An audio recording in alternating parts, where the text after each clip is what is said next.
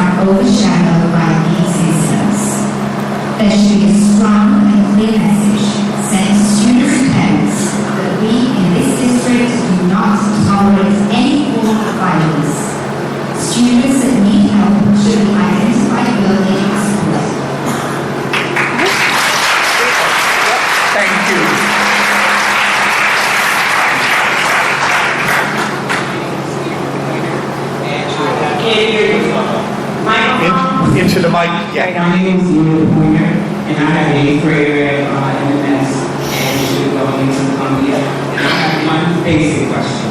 How do we ensure that every student is a student of the district?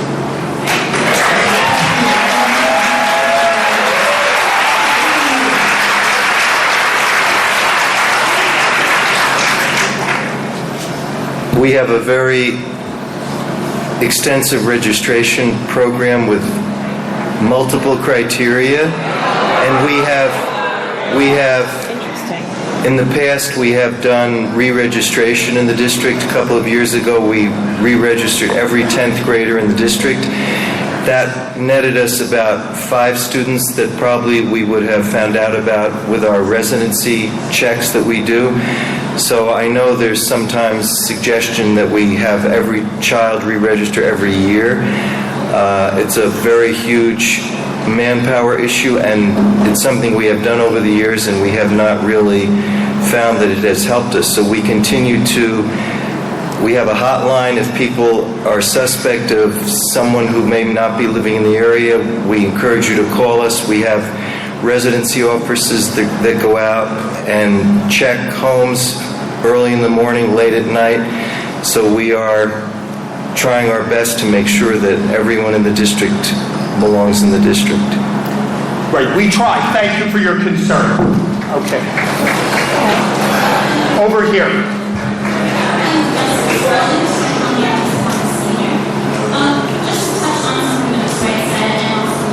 We can't hear. If you could speak into the mic a little more. Amanda Coleman. I was student at Columbia High School, and a student of color at Columbia High School, and a student who was there who knows the students' lives, and they didn't quite happen.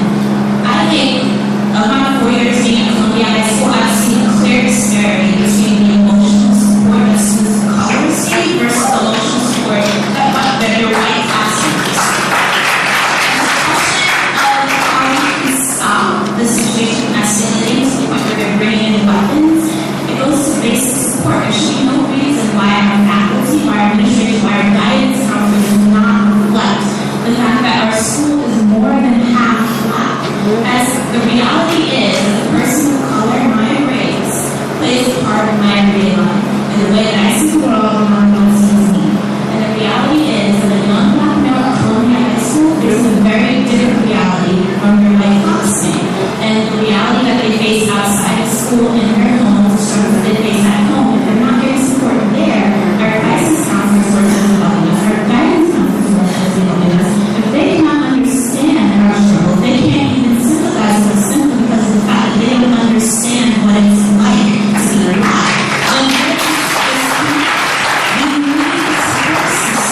That we can connect with, so we're not this cluster of students of color in a school where we are the majority, feeling alienated, being frustrated, and again, so with weapons, so we feel helpless, so we feel like we can't go to an adult, an authority figure, and handle something that's out of our control. We will reach, and we will do things recklessly, and we will do things irresponsibly. We need a support system that is clearly black. Thank you very much. Thank you, Justice.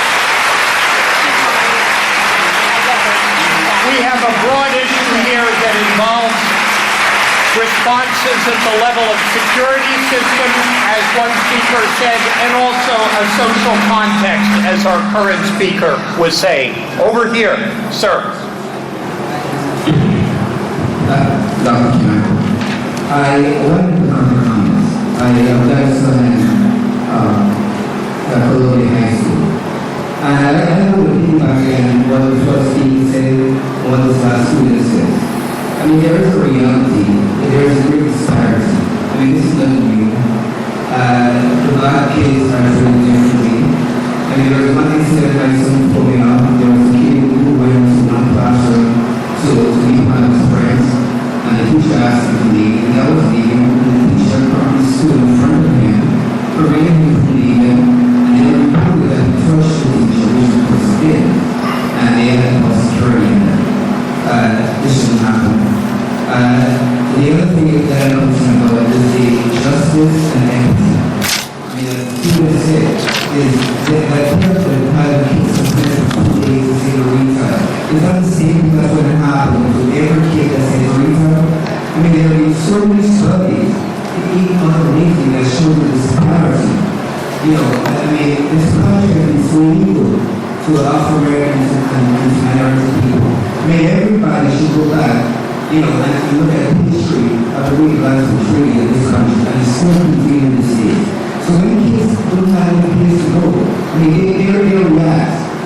They react. They can't go to the teacher, when the teacher lies to them. I mean, they do think that they probably shouldn't do. Now, that's not going. I hate violence, but you guys got to be fair to everybody, not only white students.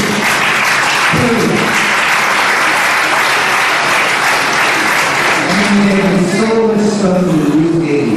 Additionally, I mean, this is an evil world that becomes more and more evil. Why don't you guys amend the second? You know, when something happens, then you guys can say, we should have done. Time's up, sir. Thank you very much, sir. Okay, over here. Good evening, my name is John Walker. I have a ninth grader, Columbia, and a seventh grader right here in Woodville. So as a parent, I have a question. First of all, let me just reiterate what everyone said. We need support to catch these at 4%. I guess here in the school, maybe it's the number, maybe it's the number of Columbia. But some of the rumor mill that's out there has caused so much panic. Part of this, we don't have the facts. And so one of the questions I have is, what's the pervasiveness of weapons possession, say, at Columbia High School? That seems like a question that could be addressed, say, with an anonymous survey. When we do anti-bullying surveys, sometimes we ask kids, how often have you seen such and such act of bullying? We could be asking, how often has a classmate who has brought a weapon in the last week, month, year, what kind of weapon, firearm? We can get a little bit more information to know what kind of problem perhaps we have or don't have. So I'd like to have a little bit more information with regards to that. Thank you, sir. I mean, we do have reports on, I believe, weapons and other things. Monthly. And yeah, Monthly, regularly. filed with the And this state. is truly an exceptional and very, very disturbing confluence, but extremely, extremely unusual. And you raised a good point in terms of trying to get more data in a different form. Thank you. Okay, yeah. Good evening to all. My name is Priscilla Freeman Miller, and I've been a resident of Maplewood for as long as my second oldest is old. He is 21 and a half. This school brings back a lot of memories. I like to think of this school as, and all of Maplewood, as a place to grow. We came here knowing that this is a diverse population. We came here expecting, but also to receive, but also to give.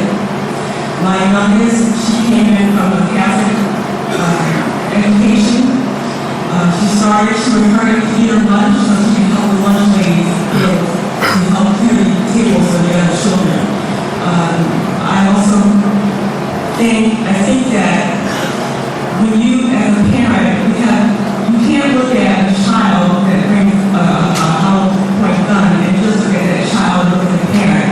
So many times you know that bad situations come out of good homes. Bad people come out of good homes, and the worst parents in the world can have the best children. Okay? So I think that, like Ms. Joanna Wright just said not long ago, it does take a village to raise a child. And I remember that there was the H1N1 situation where we had to have the kids stay home. I had to go pick up homework, and I stood there long enough in the office with a bulletin board where there was advertising under something for youth net. I took it home, I got my son involved, I tried to get his friends involved. His friends laughed at him because they said, well, you're working someplace and you're not getting paid. And I said, don't you worry about me. This is something that's going to build your character, build your life.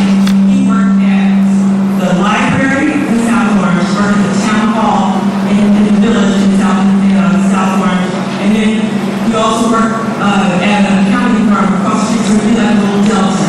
He went on to work for FINRA last year as an intern. They loved him so much that they asked him to come back for the holidays, and now he's in Minnesota. That was in Maryland. Now he's in Minnesota for freedom. I want to say this. If we want to find out what's going on in the minds of these children, we need to stop taking these selfies and taking more ussies. That's all I'm going to say. Thank you. A lot of things go right. Thank you for the account. Okay, over here. My name is Denise Alexander. I have a lot of things to say, but it's my 2-minute restraint. I'm just going to